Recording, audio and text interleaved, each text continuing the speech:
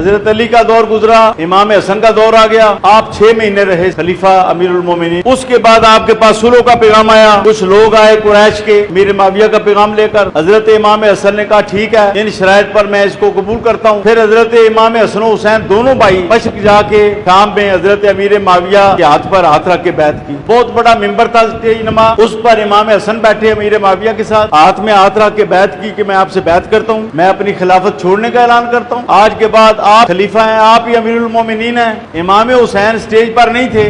अमीर माविया ने कहा ए इमाम हसन आप तो बैत कर रहे हैं, इमाम हुसैन को भी कहें। नीचे से हजरत इमाम हुसैन ने आवाज दी कि जो फैसला मेरे बड़े भाई का है मेरा भी वही फैसला है। ये सब बातें शिया कुतब में भी मौजूद हैं। आज किस मुंह से लोग गालियां देते हैं अमीर माविया को। इमाम हुसैन 20 साल तक अमीरुल मोमिनीन कहते थे, 20 साल तक एक बार इख्तिलाफ नहीं किया। 40 हिजरी से लेकर 60 हिजरी तक। इमाम हसन 49 में शहीद हुए जहर की वजह से, वो भी 9 साल अमीरुल मोमिनीन